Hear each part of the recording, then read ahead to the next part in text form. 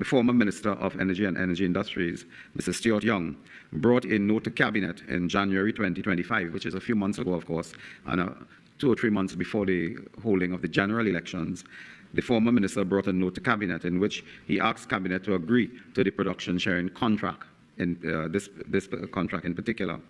Cabinet therefore agreed in January 2025 to a production sharing contract involving, of course, the Ministry of Energy and Energy Industries on behalf of the Government of Trinidad and Tobago, Woodside Energy, and BP Exploration Operating Company Limited. It was only discovered in April 2025 that the note taken to Cabinet and approved contained a detrimental matrix involving costing and returns to the government and the people of Trinidad and Tobago by way of profit share. And the table that was approved, recommended by Mr. Stuart Young and approved by the then Cabinet of Prime Minister Keith Rowley at the time, a Cabinet that included Opposition Leader Penelope Beckles. That Cabinet approved and confirmed a note that reduced the government share of the profits of this particular profit sharing contract by between 20 to 30%. What it meant is that this country stood to lose, if we did not act today, 6.7 billion Trinidad and Tobago dollars because of the note taken by Mr. Stuart Young over the life of the proposed deepwater development. Ladies and gentlemen, it is amazing to note that this mistake was actually picked up by the contractor, Woodside Energy, and brought to the attention of our government.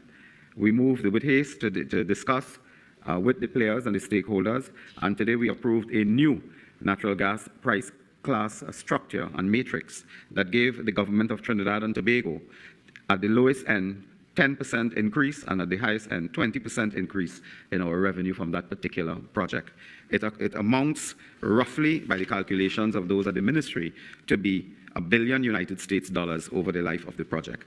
And this to us is extremely significant because had this remained, I have asked, incidentally, for a complete investigation by the Ministry of Energy and Energy Industries as to how an error, a mistake, a miscalculation could take place with a pricing matrix that allows a government to lose $1 billion United States dollars, almost 7 billion Trinidad and Tobago dollars in the life of a project. How can a mistake like that take place? I mean, I've known that we have sometimes, it's inevitable and human that we have errors, small errors in minutes and documents and notes and so on. But this is not a small error. This is an error of 7 billion Trinidad and Tobago dollars. I can tell you, by passing one note at the Cabinet, we have just earned 7 billion Trinidad and Tobago dollars. So anybody who asks where the money coming from is correcting the mistakes of Stuart Young and others. That is where the money is coming from, without producing 1 extra barrel of oil per day.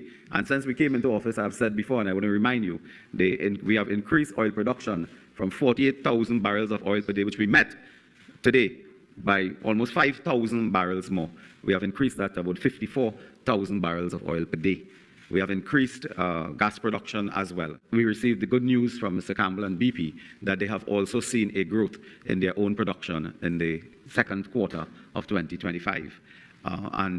We're extremely happy to report that Shell, when you add that to Shell, that Shell has also indicated that they intend to ramp up and expand production and enhance production in the Manatee field by 10%. That speaks well for our revenue position, it speaks well for our foreign exchange challenge, and it speaks well for the investor confidence in Trinidad and Tobago at this time from the energy sector.